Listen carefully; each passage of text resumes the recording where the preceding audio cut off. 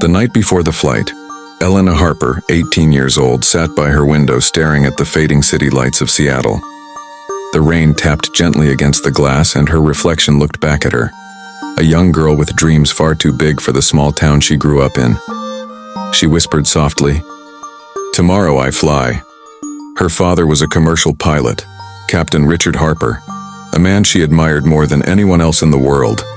He'd been flying for over 2 decades, but tonight he wasn't home. He was halfway across the Pacific, commanding a Boeing 787. Elena grew up around airplanes, simulator screens, and the rhythmic hum of jet engines. To her, airplanes weren't machines, they were alive. They spoke to her in a language only she understood. The journey begins. It was the morning of July 14th, 2025. Elena was traveling to Florida for her university orientation, her first flight alone. She wore a navy blue jacket, a soft white shirt, and a pendant her father gave her, shaped like a tiny airplane. The airport buzzed with noise, families, business travelers, and the quiet murmur of coffee machines. Flight Skyline 209 was bound for Miami, a twin-engine Airbus A320neo with 250 passengers on board. Elena had always admired the aircraft, sleek, efficient, and graceful. She didn't know that in a few hours she would be sitting in the captain's seat of that very plane. As she found her seat, 8A, window side, she took a deep breath. The engines began to whine and the smell of jet fuel filled her senses. For her, it was the scent of dreams. The captain's voice came over the intercom. "Good morning. Ladies and gentlemen, this is your captain speaking. Captain Wilson and First Officer Marks welcoming you aboard Skyline 209 to Miami. We'll be cruising at 36,000 feet. Sit back, relax, and enjoy the flight." Elena smiled. She always loved that line. Sit back, relax, and enjoy the flight. Little did she know, no one on this flight would relax again. The calm before the storm. 2 hours into the flight, everything was perfect. The plane cut smoothly through the soft clouds. The sun glowed across the horizon like molten gold. Flight attendants moved up and down the aisles, serving breakfast trays and warm coffee. Elena leaned back, watching the clouds roll like mountains. She had her headphones on, lost in a daydream, imagining herself flying her own jet someday. Then, something strange happened. The seatbelt light flickered on, the cabin speakers clicked, but no announcement followed. Moments later, the aircraft jolted sharply to the left. Coffee spilled. Passengers gasped. A voice came from the cockpit, tense and low. "Flight attendant to cockpit. Now."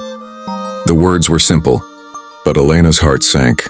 The chief flight attendant, Maria, hurried forward. Within seconds, another sharp bank. The plane tilted unnaturally. The engines whined and an uneasy silence filled the cabin. Elena turned her head toward the aisle, her heart pounding. She knew that sound, a stall alarm, faint but unmistakable. Something was wrong. Very wrong. The captain collapses in the cockpit. Captain Wilson had begun to sweat heavily. He clutched his chest, gasping. His co-pilot, First Officer Marks, immediately took control. "Mayday, mayday, this is Skyline 209 declaring medical emergency. Captain incapacitated." His voice trembled slightly, but his hand stayed steady. Elena, from her seat, couldn't hear that message. She only saw Maria rushing back down the aisle with fear in her eyes. Minutes later, another announcement came, this time shaky and uncertain. "Ladies and gentlemen, we're experiencing a medical situation with one of our crew members. Please remain seated. No one panicked yet." People murmured quietly. Elena gripped her pendant, whispering, "Dad, you'd know what to do." Then it happened. A violent shake, the left engine sputtered, the plane dipped again, and this time, the oxygen masks dropped. Screams erupted. Chaos at 30,000 feet. Elena's hands trembled as she pulled on her oxygen mask. The cabin filled with terrified cries. An elderly woman fainted beside her. Luggage tumbled from overhead bins. Elena could feel the pitch and the plane was descending rapidly. She'd studied enough flight dynamics with her father to recognize it wasn't a controlled descent. She unbuckled her seatbelt and looked toward the cockpit. Flight attendants shouted for everyone to stay seated, but her instincts screamed otherwise. In her mind, she heard her father's voice. Calm, steady. "Elena, in an emergency, you don't freeze. You fly." The plane was losing altitude fast. The co-pilot's voice came through again, this time panicked. This is Skyline 209. We've lost engine power, requesting immediate vectors for emergency landing. Elena made her decision. The girl who ran toward the cockpit while others screamed and prayed, she stood. Her knees shook, but her eyes were steady. She pushed through the aisle, holding onto seats as turbulence rattled the plane. A flight attendant grabbed her arm. "Miss, you can't go there, sit down." But Elena's voice broke through the chaos. "I can help. My father's a pilot. I've trained on simulators." Maria, the head attendant, froze. For a second, their eyes met. One woman terrified, one determined. Maria hesitated, then let her pass. Elena reached the cockpit door, locked, as protocol demanded. She pounded on it with both fists. "First Officer Marks, let me in, I can help." Inside, the co-pilot was sweating, his breathing shallow. He'd never handled dual-engine failure alone. He was trying to restart the system manually, but one hydraulic system had already failed. Then through the intercom camera, he saw her face, desperate but focused. He pressed the door unlock. Inside the cockpit, Elena stumbled in, eyes wide. The cockpit was chaos, alarms flashing red. The captain slumped unconscious, oxygen mask hanging loose. The co-pilot was struggling with the controls. "Who are you?" he demanded. "Elena Harper." "My dad's Captain Richard Harper. I've trained on this plane simulator." "Tell me what's out." "Left engine failure. Right one's unstable. We're losing altitude, autopilot's off. Electrical backup only." She nodded quickly. The training in her mind came alive, every control, every display. Her hands moved instinctively. "We can't restart both, we'll glide," she said, her voice trembling but focused. "Glide? At this altitude?" "It's either that or we spin out." The co-pilot stared at her. This teenager who somehow spoke the language of flight like she'd been born in the sky. Together, they began stabilizing the plane. Hope in the sky, Elena took the right seat, adjusting the yoke. She pulled back slightly, feeling the aircraft respond. "Speed's too low. We need lift," she muttered. "Flaps 3, Marks replied. "Flaps 3 confirmed." The aircraft steadied slightly, but alarms still screamed. They had no full power, just one sputtering engine. ATC was calling repeatedly. "Skyline 209, radar shows rapid descent. Confirm control?" "We're trying." "We've got partial control. Medical emergency. Requesting nearest runway." The controller replied, "Nearest airport, Denver International, 100 miles east. You can make it if you glide steady." Elena exhaled sharply. 100 miles. In a powerless aircraft? Her hands tightened on the controls. "We'll make it," she said quietly. And at that moment, the co-pilot believed her. The weight of 250 souls, the cabin behind them was chaos, but Elena couldn't think about that. She had 250 lives depending on her, and every second gravity pulled harder. The captain was still unconscious beside her, breathing weakly. The co-pilot began reading emergency checklists aloud while Elena managed altitude. Hydraulics, manual mode engaged. Auto throttle, off. Engine restart, attempt 1. Failed. Elena's heart raced. "We're gliding at 220 knots. If we descend below 10,000 feet, we'll lose lift." Marks nodded grimly. "Then we stay above it. You're flying, kid. Keep her steady." Elena's hands didn't shake now. They were calm, focused. She remembered her father's words during simulator nights. "The plane doesn't fly you, Elena. You fly the plane." The silent sky as Skyline 209 glided through the endless clouds. Time seemed to stop. The noise faded. The alarms dimmed. There was only the whisper of air passing over the wings. In that silence, Elena felt something strange. Peace. It was as if the plane trusted her, as if her father's spirit was with her in that cockpit, guiding her every move. Denver Tower, Skyline 209 were gliding. Repeat, gliding. Requesting emergency runway lights. Copy that, 209. All runways cleared. You're doing great. Keep your heading steady. Her eyes locked on the distant horizon, faint city lights breaking through the clouds. Denver. For the first time since the chaos began, she smiled. To be continued. The aircraft descended below 15,000 feet. The right engine coughed one last time, then died. Complete silence. Elena's voice broke the stillness.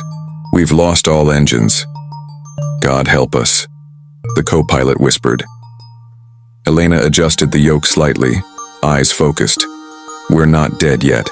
Prepare for a dead stick landing." The plane cut through the night sky like a glider, falling faster but still under her control. Below them, the faint shimmer of the runway lights.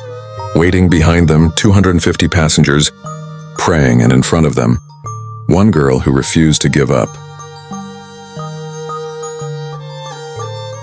The cockpit was filled with flashing red warnings. Every alarm that could sound did: altitude, dropping, airspeed, falling, fuel, gone, power, none. Elena's hands tightened on the control yoke, her breathing shallow but steady. The co-pilot glanced at her, a trembling 18-year-old girl who now held the fate of 250 souls in her hands. "Elena," he said softly, "you're flying us home. Keep her level." She nodded, her voice low but firm. "We're gliding. I can feel the air." She's still got lift. The plane dipped slightly, the horizon tilting. Below them, the lights of Denver shimmered like a carpet of stars. But they were still 25 miles out, and altitude was bleeding away like sand through fingers. The calm. Before the descent, Elena took a deep breath. She could hear her father's voice in her memory, not as a ghost, but as a guiding echo. When the world falls apart, fly the moment, not the fear. She adjusted the trim, trying to balance the nose. The yoke felt heavy, the hydraulics weak. Speed 210 knots. "Flaps 2, she called out. "Flaps 2 set," Marks confirmed. For a brief moment, the aircraft stabilized. Passengers began to quiet down. The screams turned into soft sobs and whispered prayers. Flight attendants held hands in the galley. The woman in 14C clutched her child. In seat 8A, the empty one where Elena had been sitting hours earlier, a book lay open, How to Fly. Voices from the ground skyline 209. "This is Denver Tower. You're cleared for emergency landing on runway 34L.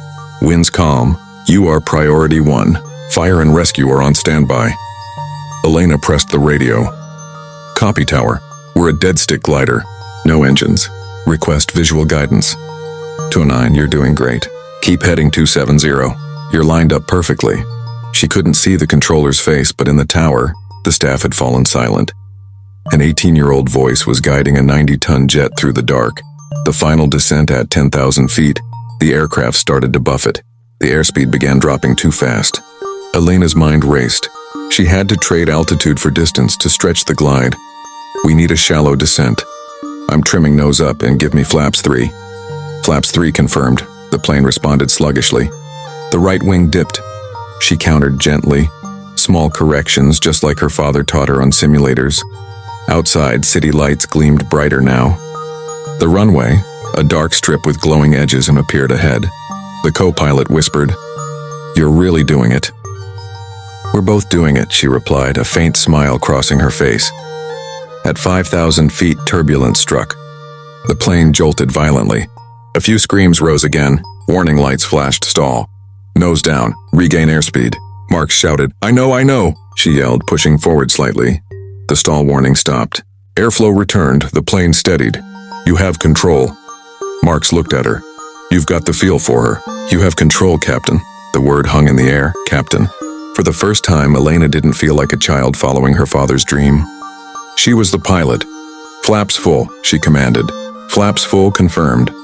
Altitude, 2,000 feet, speed, 180 knots, distance, 3 miles. The runway was dead ahead. The cockpit was silent except for the faint hiss of wind. The landing Denver Tower, this is Skyline 209. Final approach, no power, gliding in. 209, you are clear to land. All emergency crews ready, Godspeed, Elena focused. Every muscle in her arms trembled, but her hands were still. The yoke was heavy now, sluggish, but she could feel the wings, like extensions of her own body. Speed 160. Gear down, and locked. The lights of the runway grew larger, brighter. The aircraft glided lower, the engine silent, only the whisper of wind. At 300 feet, the ground rushed up. Elena gently pulled back. Hold it. The main gear touched down.